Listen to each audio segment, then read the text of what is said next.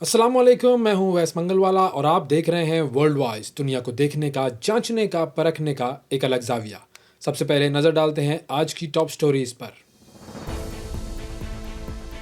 Hamas نے Donald Trump کا 20 نکاتی غزہ امن منصوبہ بڑی حد تک قبول کر لیا۔ مراکش میں حکومت مخالف مظاہرے، حکومت سے مستعفی ہونے کا مطالبہ۔ پیرس سمیت پورے فرانس میں لاکھوں افراد کا احتجاج۔ امریکی حکومت کا شٹ ڈاؤن ختم نہ ہو سکا۔ برطانیہ میں پہلی بار ایک خاتون چرچ آف انگلینڈ کی آرچ بشپ منتخب۔ چین نے نیا کے ویزا لانچ کر دیا۔ اور کینیڈا کی حکومت کو درپیش چیلنجز۔ ٹاپ سٹوریز آپ نے دیکھی ناظرین، اب بڑھتے ہیں خبروں کی تفصیل کی طرف اور سب سے پہلے بات کرتے ہیں سب سے بڑی خبر کی۔ حماس نے ٹرمپ کا 20 نکاتی غزہ امن منصوبہ بڑی حد تک قبول کر لیا ہے، اور امن منصوبے پر حماس کے جواب کے بعد ڈونلڈ ٹرمپ کا اسرائیل سے غزہ میں حملے روکنے کا مطالبہ سامنے آ گیا ہے، اور حماس کے رد عمل کے بعد اب مستقل جنگ بندی کی کوششیں جو ہیں وہ تیز ہو گئی ہیں۔ قطر کے مصر اور امریکہ سے رابطے ہوئے ہیں، اور اسرائیل نے بھی حماس کے رد عمل کے بعد ٹرمپ امن منصوبے کے پہلے مرحلے پر فوری عمل شروع کر دیا ہے۔ اس پورے معاملے پر آئیے دیکھتے ہیں ایک رپورٹ۔ غزہ جنگ بندی کی جانب اہم پیش رفت۔ حماس نے ٹرمپ کا 20 نکاتی غزہ منصوبہ بڑی حد تک قبول کر لیا۔ حماس اسرائیلی افواج کے مکمل انخلاء کے بدلے تمام اسرائیلی قیدیوں کو رہا کرنے کے لیے راضی ہو گیا۔ حماس کی جانب سے جاری اعلامیہ کے مطابق حماس نے ثالثوں کے ذریعے مذاکرات میں شامل ہونے کے لیے مثبت اشارہ دیا ہے، جبکہ غزہ کی انتظامیہ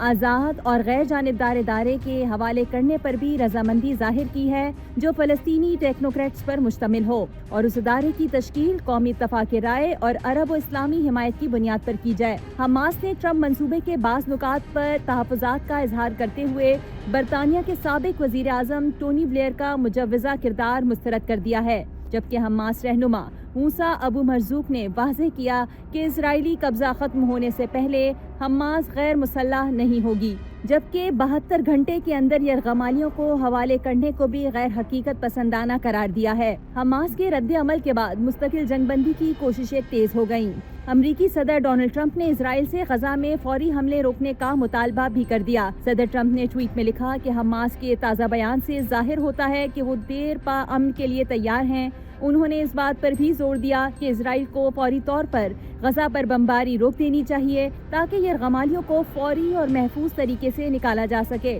ادھر قطری وزیر خارجہ نے حماس کے فیصلے کا خیر مقدم کرتے ہوئے غزہ جنگ کے خاتمے تک بات چیت جاری رکھنے کے لیے مصر اور امریکہ سے رابطے شروع کر دیے ہیں۔ آگے بڑھتے ہیں ناظرین، پروگرام میں مزید خبروں کو شامل کرتے ہیں اور اب آپ کو لے کر چلتے ہیں مراکش کی جانب، جہاں پر بڑے پیمانے پر جاری عوامی مظاہروں کی قیادت کرنے والے جو نوجوانوں کا گروپ ہے، انہوں نے حکومت کی برطرفی کا مطالبہ کر دیا ہے، اور یہ مطالبہ ایک ایسے وقت میں سامنے آیا ہے کہ جب 6 روز سے جاری احتجاجی لہر کے دوران اب تک بیسکلی 3 افراد ہلاک ہوئے ہیں، اور تقریباً 300 افراد ایسے ہیں جو کہ زخمی ہوئے ہیں، اور مظاہرین کی جو قیادت کرنے والا جنریشن Z212 جو گروپ ہے، اس نے تمام گرفتار افراد کی فوری رہائی کا مطالبہ کیا ہے، اور بیسکلی جو اس کا بیک گراؤنڈ ہے، یہ احتجاجی لہر جو ہے وہ گزشتہ مہینے اگادیر کا ایک سرکاری ہسپتال ہے، وہاں پر 8 حاملہ خواتین کی اموات کی خبروں کے بعد یہ معاملہ شروع ہوا تھا۔ عوامی غصے میں کافی اضافہ ہوا تھا، اور مظاہرین کا کہنا یہ ہے کہ حکومت کو بڑے انفراسٹرکچر کے منصوبوں اور کھیلوں کے مقابلوں کی میزبانی کے بجائے صحت اور تعلیم کے شعبوں پر توجہ دینی چاہیے۔ یہ سب سے اہم جو مطالبہ ہے، اور جو وزیر اعظم ہیں عزیز اخنوش، انہوں نے اپنے پہلے عوامی خطاب میں، جو مظاہروں کے بعد ان کا پہلا عوامی خطاب تھا، اس میں انہوں نے کہا کہ حکومت جو ہے وہ احتجاج کرنے والوں کے مطالبات پر بات چیت کے لیے تیار ہے، اور انہوں نے جو ہے وہ جو لوگ جو جاں بحق ہوئے ان مظاہروں میں، ان کی ہلاکت کو انہوں نے افسوسناک قرار دیا۔ اور اب مراکش کی جو وزارت داخلہ ہے، اس نے یہ بتایا کہ یہ افراد جو ہیں وہ ایک مقامی پولیس اسٹیشن پر حملے کی کوشش کر رہے تھے، اور اس دوران یہ مارے گئے ہیں، اور اب تک تقریباً 400 کے قریب افراد کو گرفتار کرنے کی رپورٹس آئی ہیں اور 300 افراد جو ایسے ہیں وہ زخمی ہوئے ہیں اور زیادہ تر ایسے لوگ ہیں جو کہ سیکیورٹی اہلکار ہیں، اور اسی طرح 80 سے زائد سرکاری اور نجی عمارتوں کو اور سینکڑوں گاڑیوں کو بھی نقصان پہنچایا گیا ہے۔ اور مظاہرین نے کرپشن کے خاتمے، آزادی، وقار اور سماجی انصاف کے نعرے بلند کیے ہیں، اور جو گروپ ہے جنریشن Z212، اس نے بیسکلی اپنے بیانات میں کہا ہے کہ وہ اپنے ملک سے محبت کرتے ہیں، بادشاہ جو ہیں محمد ششم ان سے محبت کرتے ہیں، لیکن بعض جو سیاسی جماعتیں ہیں ان کی یہ مکمل مخالفت کرتے ہیں۔ اب بالکل اسی طرح کی صورتحال جو ہے وہ فرانس میں بھی ہے، اور فرانس کی طرف ہم آپ کو لے کر چلتے ہیں۔ فرانس کا دارالحکومت ہے پیرس، اور پیرس سمیت ملک کے بڑے شہروں میں حکومت مخالف بڑے پیمانے پر مظاہرے جاری ہیں۔ ہزاروں شہری جو ہیں وہ پلے کارڈز اور بینرز اٹھائے ہوئے سڑکوں پر نکل آئے ہیں، اور یہ بیسکلی مظاہرے جو ہیں وہ ایک ملک گیر ہڑتال کا حصہ ہیں، جس کے باعث عام زندگی اور ٹرانسپورٹ کا جو نظام ہے بری طرح وہ متاثر ہوا ہے، اور ملک کے کافی حصوں میں یہ مظاہرے ہو رہے ہیں۔ اور جو منتظمین ہیں وہ یہ کہہ رہے ہیں کہ تقریباً جو مظاہروں میں شرکت کرنے والے لوگوں کی تعداد ہے وہ ہے 6 لاکھ سے زائد، اور بیسکلی یہ جو احتجاج ہے یہ پینشن اصلاحات کے خلاف اور حکومت کے 2026 کے بجٹ مسودے پر نظر ثانی کے مطالبے کے ساتھ منسلک ہے۔ اور مظاہرین کا کہنا یہ ہے کہ حکومت کی جو اصلاحاتی پالیسیاں ہیں وہ عوام دشمن ہیں، اور ان سے محنت کش طبقے پر مزید بوجھ ڈالنے کی کوشش کی جا رہی ہے۔ اور پیرس میں اس کا جو مرکزی احتجاج ہوا ہے اس دوران کافی بڑی تعداد میں لوگ سڑکوں پر نکلے تھے، میٹرو سروس بند ہو گئی تھی، بس سروس وہاں کی بند ہو گئی تھی، کئی روٹس کو عارضی طور پر مکمل طور پر بند کیا انہوں نے، اور جو یونینز ہیں انہوں نے خبردار کیا ہے کہ اگر حکومت نے عوامی مطالبات پر غور نہ کیا تو پھر احتجاج کا جو دائرہ ہے وہ مزید وسیع کیا جائے گا۔ اور مظاہرین جو ہیں وہ حکومت سے مطالبہ یہ کر رہے ہیں کہ فوری طور پر پینشن کی جو اصلاحات ہیں ان کو واپس لیا جائے، اور بجٹ میں عوامی سہولتوں کے لیے زیادہ فنڈز مختص کیے جائیں۔ یہ ان کے جو مطالبات ہیں یہ سامنے آئے ہیں۔ آگے بڑھتے ہیں جی، اور اب بات کرتے ہیں امریکی سینٹ میں جو حکومتی شٹ ڈاؤن کو ختم کرنے کی کوشش تھی وہ ایک بار پھر ناکام ہو گئی ہے۔ ہم نے آپ کو بتایا تھا کہ امریکہ میں اس وقت جو حکومتی نظام ہے وہ شٹ ڈاؤن کا شکار ہے، اور اب ریپبلکن پارٹی کا جو فنڈنگ بل ہے وہ محض 44 ووٹ حاصل کر سکا، اور اس کی مخالفت میں 54 ووٹ پڑے، اور اسی طرح جو ڈیموکریٹ پارٹی کا جو قلیل المدتی فنڈنگ بل تھا وہ بھی ناکام ہو گیا۔ امریکی جو میڈیا ہے اس کے مطابق اب حکومتی جو شٹ ڈاؤن ہے وہ اگلے ہفتے تک طول پکڑ گیا ہے، اور اس کے نتیجے میں ہزاروں سرکاری ملازمین کی برطرفیاں آج سے شروع ہونے کا امکان ہے، اور وائٹ ہاؤس نے مختلف ایجنسیوں میں کٹوتیوں کے لیے ایک فہرست بھی بنا لی ہے۔ ٹرمپ انتظامیہ جو ہے اس نے ڈیموکریٹک جو ریاستیں ہیں اور جو شہر ہیں ان کے فنڈز روکنے کی مہم تیز کر دی ہے، اور تازہ اقدام کے طور پر شکاگو کی جو ٹرانزٹ اسکیم ہے اس کے لیے مختص تھے $2.1 ارب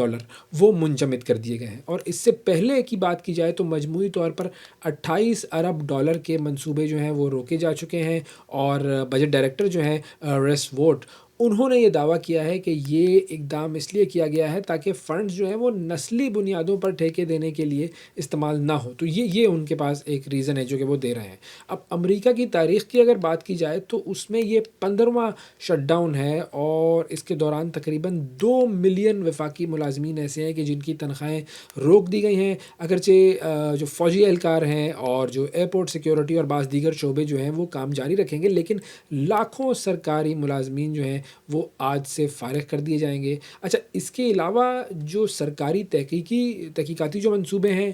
مالیاتی نگرانی اور کافی ساری سروسز جو ہیں وہ معطل ہو چکی ہیں۔ اور اگر ہم کچھ مزید نمبرز کی بات کریں تو امریکی حکومت کا تقریباً $1.7 کھرب کا جو بجٹ ہے وہ منجمد ہے، اور یہ کل وفاقی اخراجات کا 1/4 ہے۔ اور اس کے علاوہ طویل شٹ ڈاؤن کی صورت میں جو فضائی سفر متاثر ہونے کا خدشہ ہے، فوڈ ایڈ معطل ہونے کا خدشہ ہے، اور عدالتوں کی بندش کے بھی خدشات جو ہے وہ بڑھ گئے ہیں، اور اگر یہ بحران جلد حل نہ ہوا تو پھر اکتوبر کے وسط میں وفاقی ملازمین جو ہیں وہ بھی اپنی پہلی تنخواہ سے محروم ہو جائیں گے۔ تو یہ اس وقت جو سچویشن ہے یہ ہے امریکہ کی۔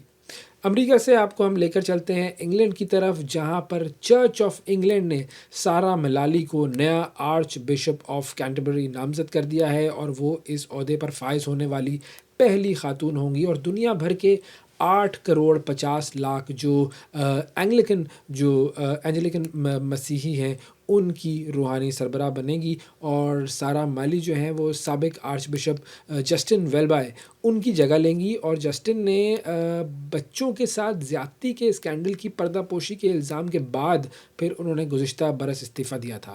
63 سال کی خاتون ہے سارہ ملالی، اور ان کی تقرری کی جو باضابطہ جو تقریب ہے وہ ہوگی جنوری 2026 میں کینٹربری کیتھیڈرل میں، اور اس سے قبل وہ لندن کی بشپ کے طور پر بھی خدمات انجام دے رہی تھیں۔ اچھا، اب انگلینڈ کی 500 سالہ تاریخ کو اگر دیکھا جائے تو اس میں پہلی بار یہ خاتون آرچ بشپ بنی ہیں سارہ ملالی، اور ان کی جو پہلی تقریر تھی اس میں انہوں نے برطانیہ میں بڑھتی ہوئی یہود دشمنی کی بات کی ہے، اور انہوں نے کہا ہے کہ جی اینٹی سیمیٹزم جو ہے وہ کافی بڑھ گیا ہے۔ پھر نسل پرستی کی بھی انہوں نے بات کی، ہجرت کے مسائل جو امیگرینٹس کے مسائل ہیں اس کے اوپر بھی انہوں نے بات کی، اور انہوں نے یہ کہا کہ چرچ کی ذمہ داری ہے کہ وہ ہر قسم کی نفرت کے خلاف کھڑا ہو۔ سارہ ملالی کی جو تقرری ہے اس پر چرچ کے اندرونی اختلافات ایک بار پھر سامنے آ گئے ہیں، اور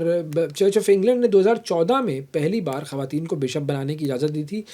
لیکن جو اینگلیکن کمیونین ہے اس کے کئی قدامت پسند ممالک یعنی کہ نائجیریا ہو گیا، یوگینڈا، روانڈا، ان کے چرچ آج بھی خواتین بشپ یا پادریوں کو بائبل کی تعلیمات کے خلاف سمجھتے ہیں۔ اور جو گلوبل اینگلیکن فیوچر کانفرنس کے رہنما ہیں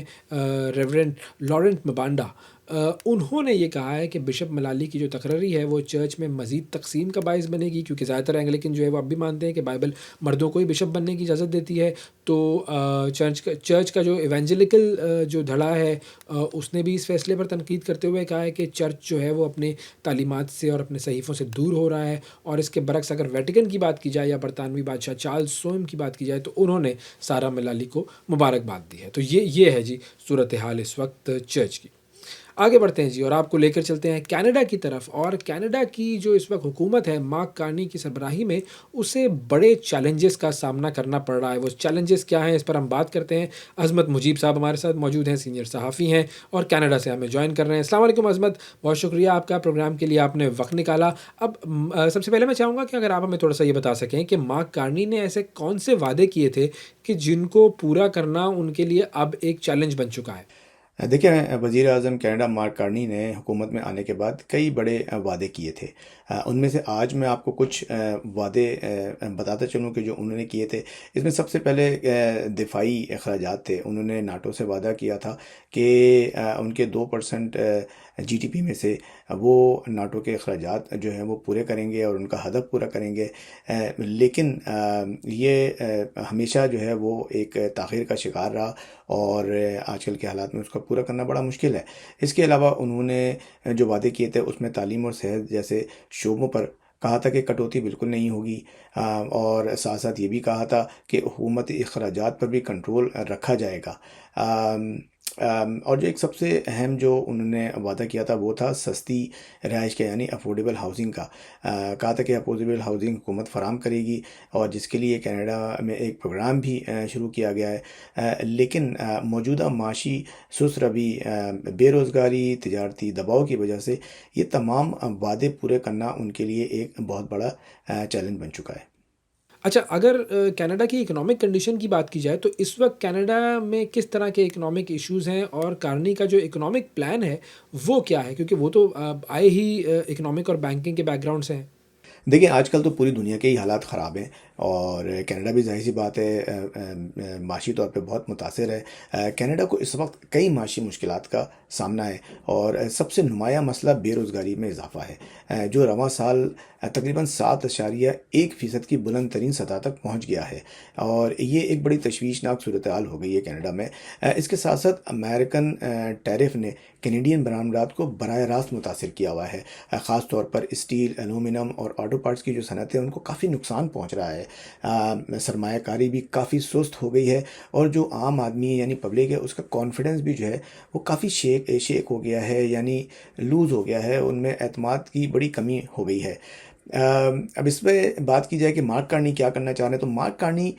کا جو معاشی منصوبہ ہے وہ اس طرح سے کہہ لیں کہ دو سمتوں پر مبنی ہے. ایک طرف متاثرہ صنعتوں اور ورکرز کو فوری طور پر ریلیف دینا ہے، جس کے لیے وہ ایک اسٹریٹجک پلان کر رہے ہیں، یعنی اسٹریٹجک فنڈ لے کر آ رہے ہیں اور امپلائمنٹ انشورنس جو ہے اس میں آسانیاں پیدا کر رہے ہیں تاکہ جو بے روزگار لوگ ہیں ان کو ایک طرح سے ایک ریلیف ملے. اور دوسری طرف جو ہے وہ ایک طویل مدتی معاشی بحالی کے لیے ایک انفراسٹرکچر اور دفاعی سرمایہ کاری کو وہ ترجیح دینا چاہتے ہیں. اس کے ساتھ ساتھ مارک کارنی اس بات پہ بھی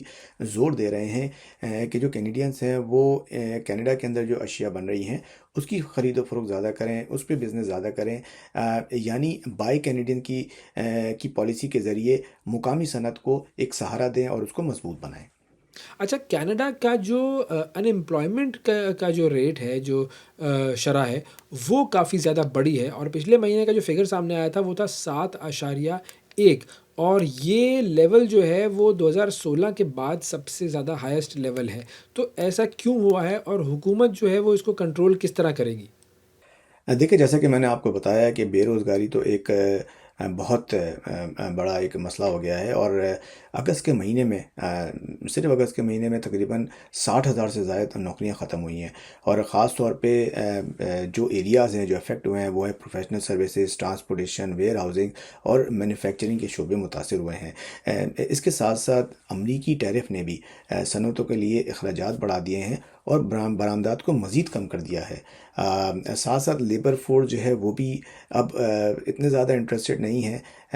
کہ وہ امپلائمنٹ کی طرف جائیں اور اس میں حصہ لیں، جس کی تقریباً پرسنٹیج کافی لو ہو گئی ہے. اب اس کو نمٹنے کے لیے حکومت جو ہے وہ کئی اقدامات کر رہی ہے، یعنی جو متاثرہ افراد ہیں ان امپلائڈ ان کو دوبارہ ٹریننگ فراہم کرنے کے پروگرام لا رہی ہے. ساتھ ساتھ امپلائمنٹ انشورنس کے تحت فوری سہولیات بھی دی جا رہی ہیں. اس کے ساتھ ساتھ بینک آف کینیڈا نے شرح سود کم کر کے سرمایہ کاری کو متحرک کرنے کے لیے کوششیں کی ہیں. تاہم متاثرین یہ کہہ رہے ہیں کہ روزگار کے نئے مواقع پیدا ہونے میں اس وقت کافی وقت لگے گا. اپوزیشن رہنما پیئر پولیور جو ہیں وہ بھی اسمبلی میں اب واپس آ گئے ہیں اور بائی الیکشنز میں وہ جیتے ہیں، تو کافی تنقید کر رہے ہیں وہ مارک کارنی پر. تو کوئی کام کی بات بھی ہے یا سب وہی پرانی باتیں کر رہے ہیں وہ پیئر؟ دیکھو میں صاحب، اس کو تو میں بڑی دلچسپ صورتحال کہوں گا. پیئر پولیور صاحب ابھی فیڈرل الیکشن میں اپنی ہی رائڈنگ کے اندر اپنی ہی سیٹ کھو بیٹھے، یعنی وہ ہار گئے. اب ان کی ہی پارٹی کے ایک منتخب ممبر آف پارلیمنٹ نے اپنی رائڈنگ کے اندر استعفیٰ دیا ہے، اور میں تو یہ کہوں گا کہ انہوں نے اپنی سیٹ ڈونیٹ کر دی ہے، یعنی پیئر پولیور صاحب کو وہاں سے کنٹیسٹ کروایا ہے اور ان کو جتوایا ہے. تو اس طرح سے وہ اب ہاؤس آف کامنز میں واپس آ رہے ہیں. جیسے ماضی کو اگر دیکھیں تو پیئر پولیور صاحب بڑی دھواں دھار تقریر کرتے ہیں اور حکومت پر بڑی سخت تنقید کرتے ہیں، خاص طور پہ وزیر اعظم ہو گئے یا فائننس منسٹر ہو گئے، ان پہ بڑی سخت تنقید کرتے ہیں، اور خاص طور پہ اس بات کو لے کے کہ مہنگائی بہت بڑھ گئی ہے، ہاؤسنگ کی پرائز بہت زیادہ بڑھ گئی ہے، افورڈیبل ہاؤسنگ نہیں ہے، اور فوڈ جو ہے وہ لوگوں کو نہیں میسر ہو رہا ہے، اور اس کے علاوہ دفاعی بجٹ کے اوپر بات کرتے ہیں. لیکن یہ باتیں جو ہیں وہ پرانی ہیں جیسے میں نے کہا، اور یہی باتیں ریپیٹ ہوں گی. کوئی اس میں مجھے کوئی نئی بات نظر نہیں آ رہی ان کی طرف سے. لیکن اس کے ساتھ ساتھ میں یہ کہوں گا کہ پیئر پولیور صاحب نے ہمیشہ یہ باتیں کہی ہیں، لیکن انہوں نے کبھی ایک پلان نہیں بتایا کہ جیسے کہ اگر وہ منتخب ہوتے ہیں وزیر اعظم کل کو، تو وہ ہاؤسنگ پرائز جو ہے اس کو کیسے کم کریں گے، مہنگائی کو کیسے کم کریں گے، یا ایک بریڈ یا ایک روٹی کی پرائز کو آدھی کیسے کر دیں گے. اس کا ایک جو آلٹرنیٹ پلان ہوتا ہے وہ کبھی انہوں نے نہیں بتایا، صرف تنقید ہی کی ہے. تو ایک طرح سے یہ ایک سیاسی دباؤ ہوتا ہے جو کہ پہلے بھی تھا اور اب بھی جاری رہے گا. اور اب جو آنے والا بجٹ ہے کینیڈا کا، اس میں کیا ایکسپیکٹیشنز ہیں؟ دیکھو ویسا بجٹ تو آنے والا ہے، لیکن میرے لحاظ سے حکومت کے لیے کافی مشکل بجٹ ہوگا. لیکن توقع یہ کی جا رہی ہے کہ ہو سکتا ہے کہ گورنمنٹ ایک متوازن بجٹ جو ہے وہ لے کر آئے. اس کے اندر توقعات یہ ہیں کہ دفاعی اخراجات میں نمایاں اضافہ ہوگا تاکہ نیٹو کا جو ہدف ہے اس کو جلد حاصل کیا جا سکے، جس کا مارک کارنی نے حکومت میں آتے ہی وعدہ کیا تھا اور وہ اس کو اب تک پورا نہیں کر پائے ہیں. اس کے ساتھ ساتھ سستی رہائش کے منصوبوں کے لیے بھی ہو سکتا ہے بڑے فنڈ مختص کیے جائیں، جس کے لیے بھی مارک کارنی نے وعدہ کیا تھا۔ اس کے علاوہ معیشت کو سہارا دینے کے لیے انفراسٹرکچر منصوبوں اور سرمایہ کاری کے لیے بھی ہو سکتا ہے کوئی ایک پیکیج لے کر آئے حکومت۔ اور اس کے علاوہ یہ بھی ہو سکتا ہے اس کے اندر کہ حکومتی اخراجات کے لیے غیر ضروری حصے پر کٹوتی کی جائے اور اس کا وہ اعلان کریں تاکہ خسارے کو پورا کیا جائے۔ اور یہ بھی ممکن ہے کہ روزگار اور ٹریننگ کے پروگراموں کے لیے اضافی وسائل کا کوئی پیکیج لایا جائے جس سے بے روزگاری کا جو دباؤ ہے وہ کم کیا جا سکے۔ اب ہمیشہ ہوتا یہ ہے کہ بجٹ آنے سے پہلے بہت ساری چیزیں راز میں رکھی جاتی ہیں تاکہ حکومت جو ہے اگر کوئی عوام کے لیے ریلیف پیکیج لے کر آ رہی ہے تو وہ خود اس کا اعلان کرے اور لوگوں کو اس کی خوشخبری سنائے۔ بہت شکریہ ادا کریں گے، عظمت مجیب صاحب ہمارے ساتھ موجود تھے، کینیڈا سے ہمیں جوائن کر رہے تھے اور بات کر رہے تھے کہ کینیڈا کی جو اس وقت حکومت ہے اسے کس طرح کے چیلنجز درپیش ہیں۔ اور پروگرام کے اس سیگمنٹ میں ہم بڑھتے ہیں چین کی طرف، اور چین کی طرف سے ایک بڑا اہم اعلان سامنے آیا ہے امریکہ کے حوالے سے۔ ہم نے دیکھا کہ امریکہ نے جو ہے وہ ڈونلڈ ٹرمپ کی سربراہی میں اب لوگوں کو امریکہ آنے سے روکنا شروع کر دیا ہے۔ H1B ویزا کے جو رولز ہیں وہ کافی زیادہ سخت کر دیے گئے ہیں، ویزاز بہت زیادہ ریجیکٹ ہو رہے ہیں لوگوں کے، اور کافی زیادہ لوگ جو کہ وہاں پر ویزاز لے کر موجود تھے ان کو باہر نکالا جا رہا ہے۔ تو یہ امریکہ کی صورتحال ہے۔ اب اس صورتحال کے تناظر میں چین میں ایک اعلان ہوا ہے اور وہ بڑا ایک زبردست اعلان ہے، اور چین نے ایک نیا ویزا جو ہے وہ متعارف کروایا ہے۔ اب یہ جو ویزا ہے یہ کیا ہے؟ کے ویزا اس کا نام ہے۔ اعتصام الحق ہمارے ساتھ موجود ہیں، جرنلسٹ ہیں، چائنیز میڈیا کے لیے کام کرتے ہیں، اور وہ ہمیں اس وقت جوائن کر رہے ہیں۔ ان سے ذرا اس ویزا کی تفصیل معلوم کرتے ہیں۔ السلام علیکم اعتصام۔ جی وعلیکم السلام۔ اعتصام بہت شکریہ آپ کا، پروگرام کے لیے آپ نے وقت نکالا۔ اب یہ جو چین نے کے ویزا متعارف کروایا ہے اس کی تفصیل کیا ہے یہ ویزا؟ جی میں آپ کے سوال کی اور انٹرو کی طرف بھی آؤں گا۔ پہلے جو آپ نے سوال کیا اگر اس کو میں بیان کرنا چاہوں تو کچھ سوالات میں آپ سے کروں گا اور پھر اسی کا جواب دوں گا، تو ہمارے جو دیکھنے والے ہیں ان کو آسانی سے سمجھ میں آ جائے گا کہ یہ بیسیکلی کے ویزا ہے کیا۔ جو اس کے ٹارگٹ اگر ہم بات کریں خاص طور پر تو وہ غیر ملکی وہ نوجوان جو سائنس اور ٹیکنالوجی سے وابستہ ہیں، وہ کس صورت میں ہے اس پر آگے چل کر ہم بات کریں گے، لیکن ٹارگٹ اس کے ویزا کا وہ لوگ ہوں گے اور اس میں ایکسپرٹس بھی جو ہے وہ شامل ہو سکتے ہیں۔ خصوصیات کی اگر ہم بات کریں تو جو موجودہ 12 اقسام ہیں چین میں ویزے کے حوالے سے، ان میں یہ سب سے زیادہ سہولیات فراہم کرنے والا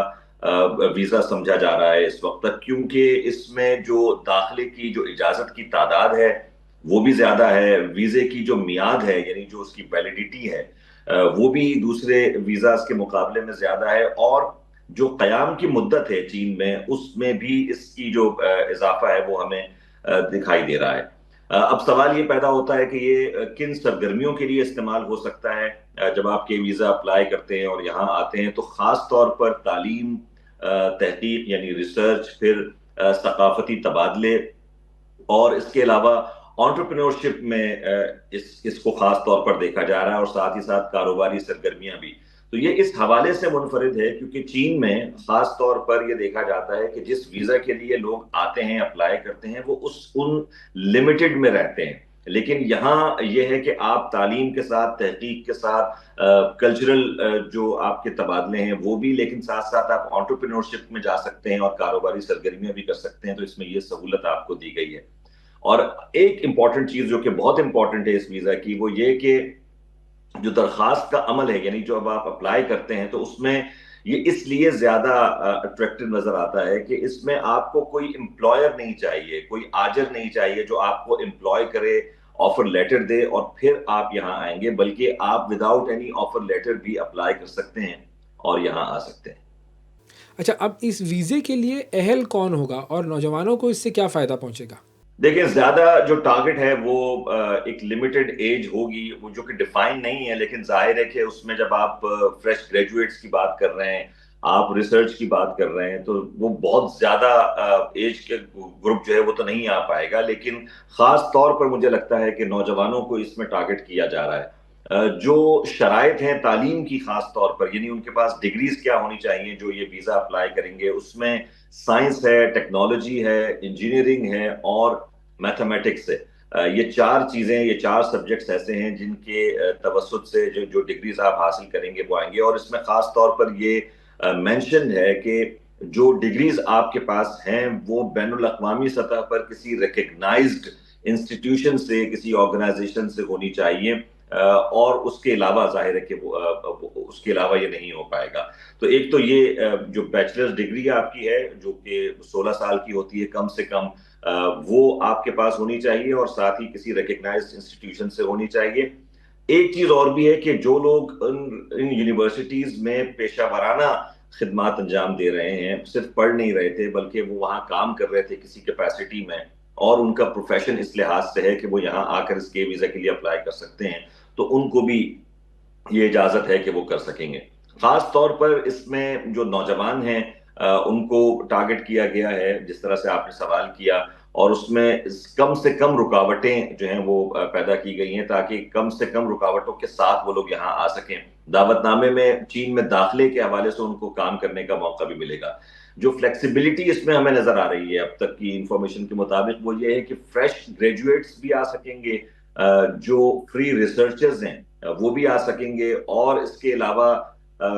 خاص طور پر چین میں یہ ہوتا ہے کہ اگر آپ پڑھنے کے لیے آ رہے ہیں تو پھر آپ جابز نہیں کر سکتے، اگر آپ جاب کے لیے آ رہے ہیں تو پھر آپ پڑھ نہیں سکتے. یعنی جو لوگ جیسے ہم یہاں ورکنگ ویزا پر ہیں تو ہم یہاں ایجوکیشنل انسٹیٹیوشنز میں داخلہ نہیں لے سکتے، لیکن اس ویزے میں ایسا نہیں ہے. تو یہ صرف ملازمت تک محدود نہیں ہے، آپ یہاں پہ ریسرچ میں بھی جا سکتے ہیں، تدریس کے حوالے سے بھی اپلائی کر سکتے ہیں، انٹرپرینورشپ بھی کر سکتے ہیں، اور پھر آپ کو اس میں کاروبار کی بھی اجازت ہے.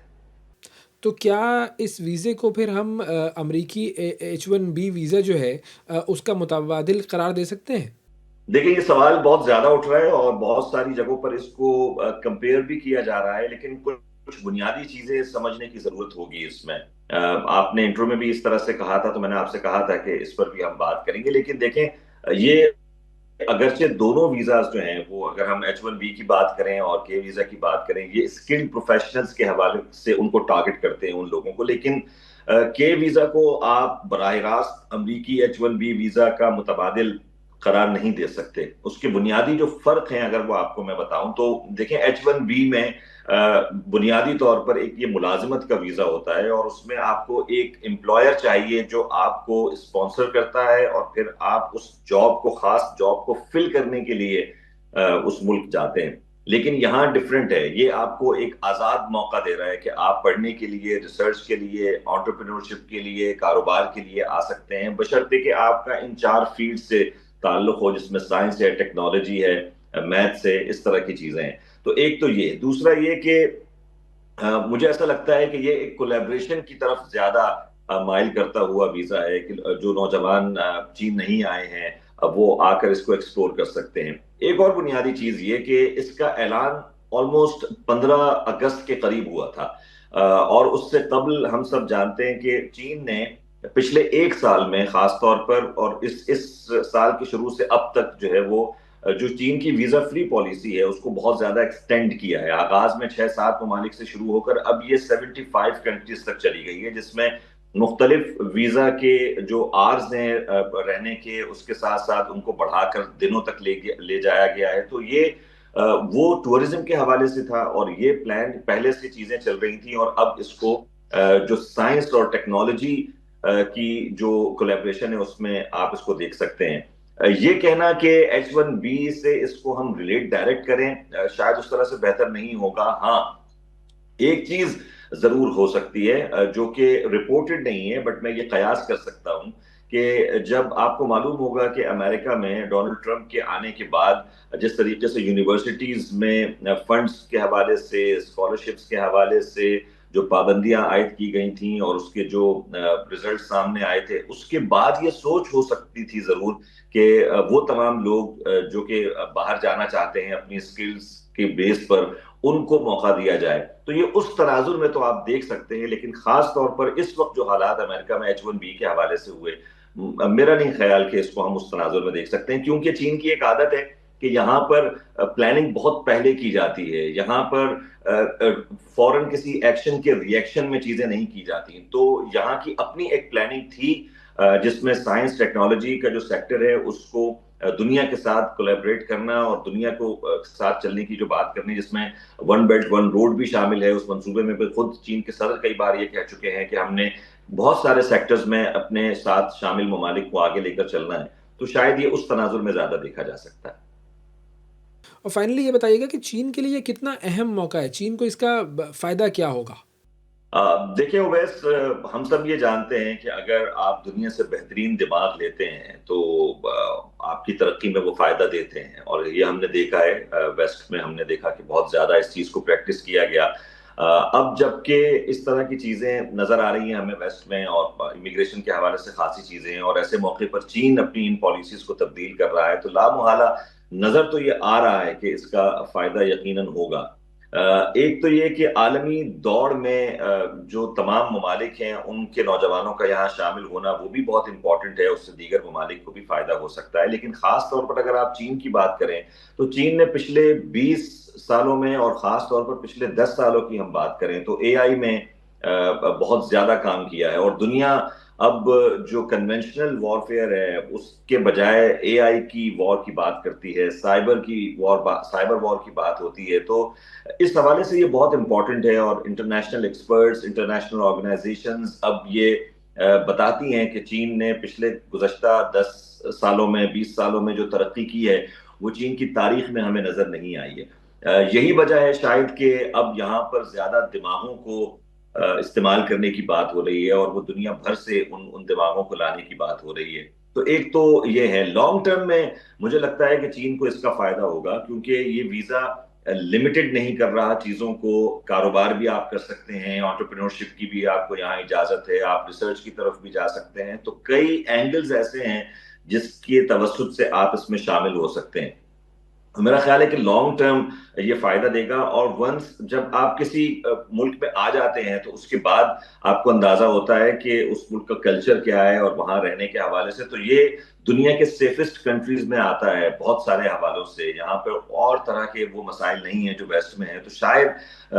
یہ کولیبریشن جو ہے یہ چین کے لیے ان فیوچر کام بھی کر جائے۔ یہ بھی دیکھا جا سکتا ہے چین میں اس کو برین ڈرین کے حوالے سے نہیں بلکہ برین گین کے حوالے سے دیکھا جا رہا ہے، اور بہت ساری باتیں میڈیا میں اس پر بھی ہوئی ہیں، کیونکہ یہ صرف دنیا بھر کے نوجوانوں کو انوائٹ نہیں کر رہا بلکہ جو خود چینی نژاد نوجوان ہیں جو باہر ہیں ان کے لیے بھی یہ سہولت ہوگی کہ وہ اپنے ویزاز پر آ کر، اپنے پاسپورٹس پر آ کر یہاں ویزا حاصل کر کے یہاں کے لیے کام کر سکتے ہیں، تو زیادہ آسان ہوگا۔ پھر ایک چیز امپورٹنٹ وہ یہ بھی ہے کہ